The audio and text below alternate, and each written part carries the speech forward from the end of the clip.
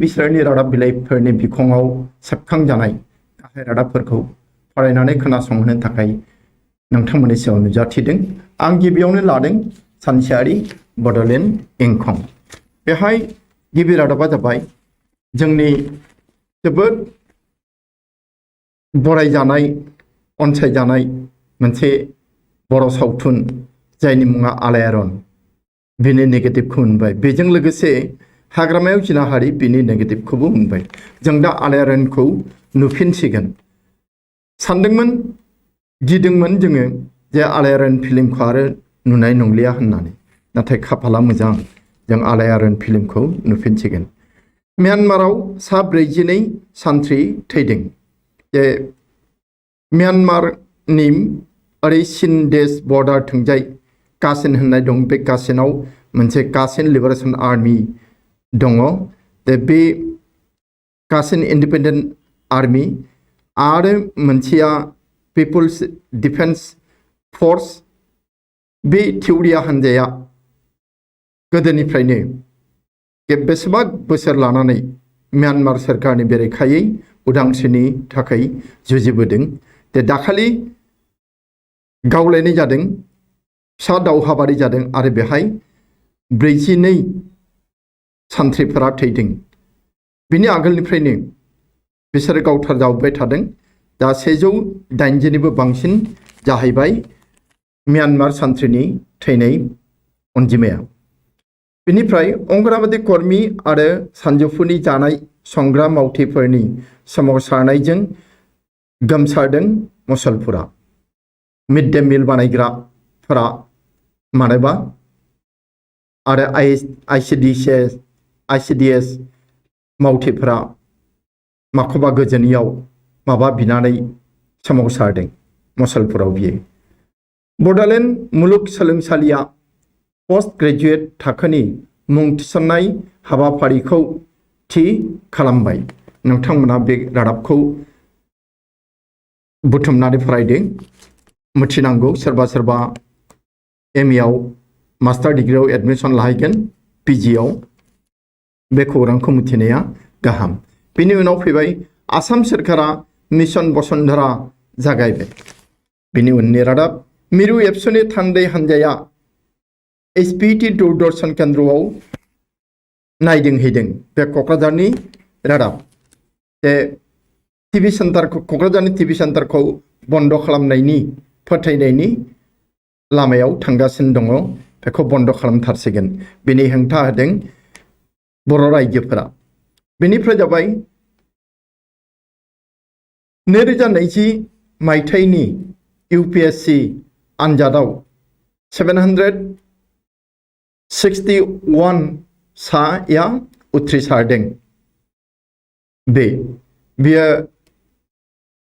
2020नि, नाथाय आनजादा जादों 2021नि देग्लायनि जानुवारि दानाव आरो रिजाल्टखौ होबाय दाखालि जि सेप्तेम्बर दाननि उनथिंजाय। प्रमद बर'आ सोलोंथाइ रायजोनि बिफानजों सावरायदों। बिनिफ्राय NDFBनि आफादगिरि रन्जन दैमारिखौ जोबथेसालिनिफ्राय उदां खालामनांगौनि दाबिजों चिराङाव सुबुं गौमा। मानकासराव BSFनि सांग्रांथि मेल बांलादेशिखौ जायगा होयिनि। बे मोजां रादाब मोनसे। NDFBनाबो रन्जन दैमारिखौ जि उदां खालामनायनि दाबि, बे जोबोद मोजां हाबाफारि लादों। मानकासराव BSFआ बांलादेशिफोरा जाहाथे भारताव हाबनो हाया आरो रावबो जाहाथे बिसोरखौ जायगा होखुमाया, बिनि थाखाय सांग्रांथि मेल खुंदों। बिनि उनाव रादाब दङ जे चेम्पियन लिगनि मेच गेलेनायाव PSG हान्जानि नेइमारा गोबाङै मुं आर्जिना लानो हाफिनदों। बे फ्रेन्स अपेनाव गिबि सारिनि मुंदांखा टेनिस गेलेगिरिफोरा गावसोरनि रोंग'थिखौ बाहायनायनि गेजेरजों गेलेनानै बिमुं देरहानो हानायनि नोजोरजों सिगां फारसे आवगायलांगासिनो थादों। इंखंनिफ्राय बेखिनियानोसै रादाबा। सावथुननि रादाबखौ फरायाखिसै। ते जोङो थांनोसै अग्रदूत रादाब बिलाइयाव बेहाय दङ धलपुर हिंखार आरत PFI मोनसे आफाद PFI बियो धलपुरनि जि बै हा दखल खालामफैनाय मानसिफोरखौ एभेक्सन खालामनायाव होखारनायाव बिनि सिङाव हिंसायारि जाथाय जादों जे बे हिंसायारि जाथाय जानायनि सिङाव PFI होननाय दोलो मोनसे संगठन मोनसे स्रोदिक खामानि मावखुमादोंमोन। बिनिफ्राय जाबाय मा भारतीय कूटनीति विधेयक माटिनि गरुखुतिर घटनात उद्वेग प्रकाश पाकिस्तानाव आल जाजिरा बेफोरबो बे रादाबखौ फोसावबाय नालाय बेहाय पाकिस्ताना भारतनि एम्बासाडरखौ लिंहरनानै गरुखुतिनि एबा धलपुरनि बे जाथायनि सायाव सोंदों आरो रागा जोंनाय फोरमायदों। केलेंकारिर पाछते शक्ति विभागर 1957 पदर बासनि परीक्षा बातिल। 1957 साब जि साख्रि होनाय APDCL नंखाय बाखाय आनजाद खुंनानै पास जानायफोराबो मोनदों माबा फेल जानायफोराबो साख्रिखौ मोनदों बेखौ बातिल खालामबाय दा गोदानै आनजादखौ खुंफिनगोन होननानै बुंदों। बिनिफ्राय जाबाय मा कांग्रेस से आमाक थावरा एरिडियक आब्बान अखिल गगैया बुंदों कांग्रेस दलखौ खावलायदों जे थावरा बियाबखौ गावसोरनो रायजो दलनो आगारनांगौ। बिनिफ्राय जाबाय एटियारपाड़ा संरक्षित हब डिमासार परम्परागत जुदिमा प्रस्तुतर कौशल जुदिमा डिमासाफोरनि मोनसे जाथोसे जौ जोंनि फिथिखाबादि बेखौ मालाय इसरा मा पेटेन्ट राइट मोननायनि लामायाव। बिनिफ्राय जाबाय शेयार बाजाराव बिनियोगर हारिरे देखर 10 शीर्ष जिल्लात बरपेटा जिल्लानि गोबां मानसिफोरा शेयार मार्केटनि खोथाखौ मोजाङै मिथिगौ आरो बिसोरो शेयार मार्केटाव शेयार बायो बिजनेस खालामो। बे थोंजोंनिफ्राय गासै देशनि 50 जिल्लाफोरनि गेजेराव बरपेटायाबो जायगा मोनदों। जोबोद मोजां रादाब बियो। बिनि उनाव रन्जन दैमारि मुक्तिर दाबित चिराङत प्राक्तन NDF बिर उट्टाल प्रतिबाद मोजां खौरां। बिनिफ्राय निरु बर'र कामि हलनि करि दिले एखन समाजक बेखौ फरायनांगौ सोर निरु बर' बियो आरो मा मावदों। बे निरु बर'आ बे पल्ट्रि फार्म दाउ हांसो फिसिनाय खामानिखौ मावदों आरो गाव हारसिंनो थांनानै थानाय गावनि आथिङाव गसंनानै थांनानै थानायनि लामाखौ बियो संनानै मोनदों। बेनिफ्राय सरां गरुर हरबाराहत जड़ित हई आरक्षी रिजाल्ट गृहरक्षी जवान मा लाजिथाव बाथ्रा जे सासे हमगार्डआ स्रोदै मोसौ बांलादेशआव लांखुमानाय खामानियाव लोब्बा दङ आरो दंबावोसो बबेबा सेटेलाइट चेनेलनि सानै खौरांगिरिफोर। बिनिफ्राय जों थांदिनि दा असमिया प्रतिदिन होननाय रादाब बिलाइयाव बेहाय दङ रजनीगन्धात अलायसे मारात्मक मेग्नेशियाम कार्बोनेट थेवबो मानसिफोरा जानो गारा नांगौ खुगानि जुथिल' रजनीगन्धा होननाय बे शिखरबादि बे निसा बेसादाव मा मोनदों मेग्नेशियाम कार्बोनेट मोनदों मानसिया थेवबो जानो गाराखै बेखौ जाबाय थानायाव बेमारा जाखाथारगोन आरो बेखायनो बेखौ जानो गारनांगौ। राजचक्र बिखयाय माटिर दालालर सरदार HDCआनो हानि दालालफोरनि सरदार बे खोथाया ओंखारदों सोरनियाव उपायुक्तर एजाहारत उन्मोचन हल बिस्फोरक तथ्य DCनि जि एजाहार बेहायनो बे फोरमाना मोनदों बाथ्राया ओंखारदों। डिब्रुगड़र आदित्य नार्सिं हमर बिरुद्ध मानव अंगर बेहार अभियोग न्यायाधीशर मा होनबावदों। डिब्रुगड़नि मोनसे प्राइभेट नार्सिं हम आदित्य नार्सिं हम होननाय बियो मानसिनि देहा फानखुमायो मानसिखौ बेमारिफोरखौ फुथारखुमाबाय आरो बिदिनो माबा माबि देहा एरख'नानै लानानै फानो बिजुली भवনৰ পৰা আৰম্ভ হৈছিল নিযুক্তিৰ বজাৰ 277 গৰাকী প্ৰাৰ্থীৰে দৰদাম যে বিজুলী ভৱনাवनो बे APCDL नि जे सोसननायनि थिसननायनि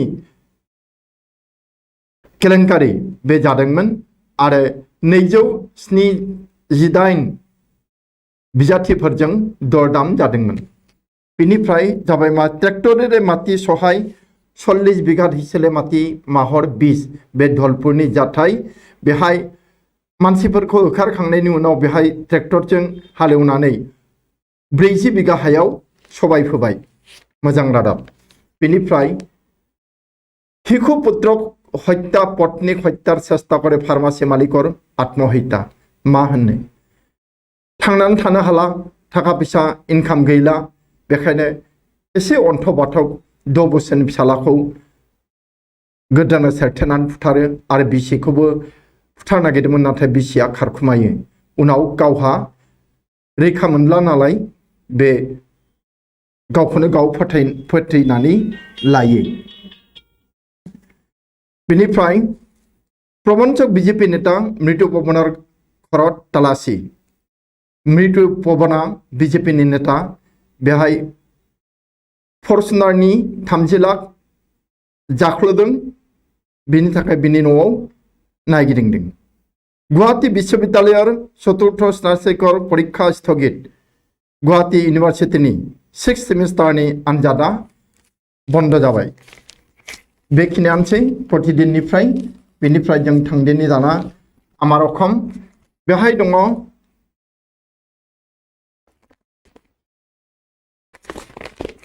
विश्व मंचत पाकिस्तानक तुलाधना दिले भारते भारतआ पाकिस्तानखौ गोख्रोङै सोंखारिदों बेनिफ्राय नैबे रादाब जुए परा 83 पुनरावृत्तिर आरत गुन बेखौ पद्मा हाजरिका बुंदों जे 83 नि 1983 नि जि अर सावग्लुंनाय न'फोर सावग्लुंनाय बिनि आन्दोआव सोर दंमोन बे आरो बिनिफ्राय दबकात आरक्षी रिजाल्टआव कुख्यात दालाल महिबर पुलिसनि जेयाव गोग्लैदों बिराद माबा गाज्रि मुं मोननाय दालाल महिबर रहमान होननाया बेखिनियानोसै आमार अखमनिफ्राय दानिया जोङो थांदिनि माबायाव दा सेन्ट्रेल होननाय रादाब बिलाइ इंराजि रादाब बिलाइ बेहाय दङ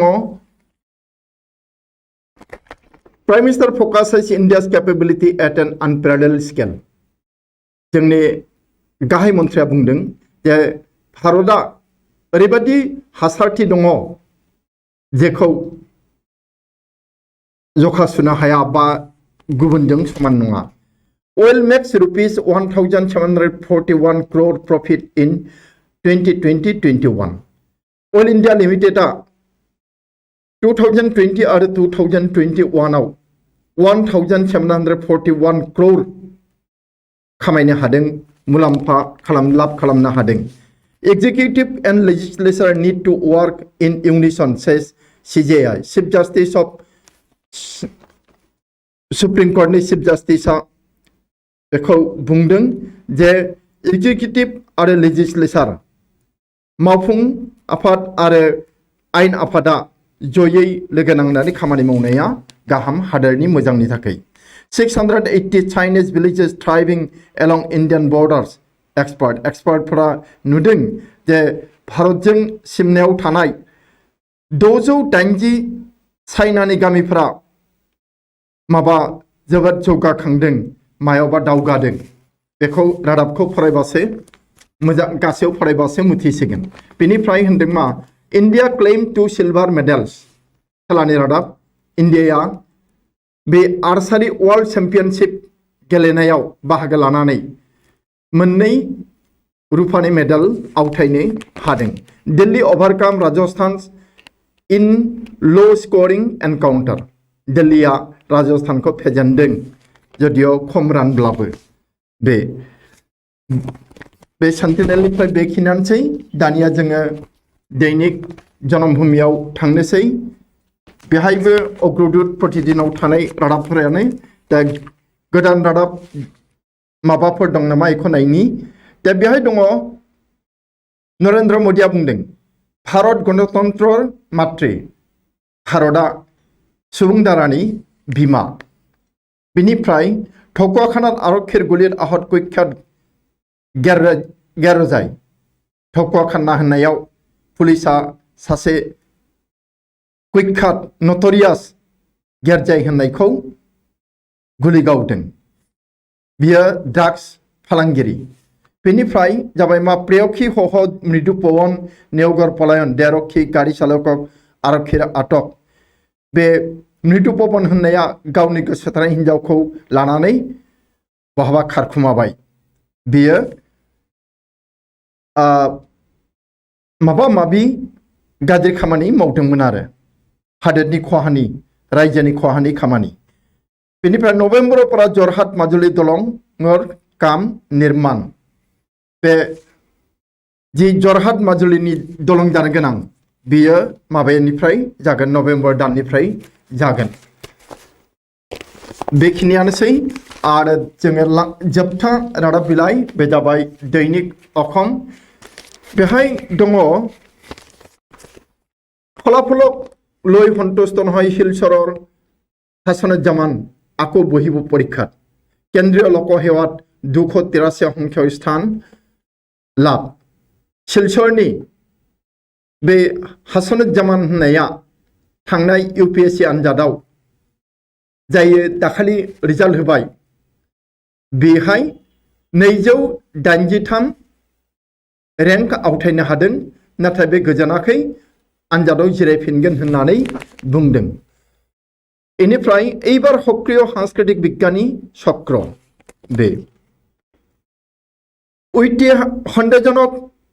खन्देजुक्त बिदिखिलै ऐतिहासिक उदारता सोरबि मानो बिदि खालामदों जे जायफोरा बिदेशी सन्देह खालामजाथाव बिदेशी बिसोरनि बागै सोरबा गोसो गोरबो गुवार जादों गोरबो गुवार खोन्थादों बे थिग जायाखै बे आरो बिनिफ्राय मोनसे जाबाय सुबुरिया आयुष्मान कार्ड होबो स्वास्थ्य मन्त्री महन्त याकब महन्त जोंनि सावस्रि मन्त्रिया बुंदों जे गामि गामि आयुष्मान कार्ड होनाय जागोन इनिफ्राय 3 कोटी आत्महत 2 महिला प्रबंधक बेंगालुरुनिफ्राय ग्रेप्टार हजाय आरक्षीर हजायनि पुलिसा सानै आइजो थगायसुलिखौ बेंगालुरुनिफ्राय हमनो हादों आरो बिसोरो 3 कोटी रां थगायनानै खारदोंमोन बेखिनियानोसै दैनिक अखमनिफ्राय आरो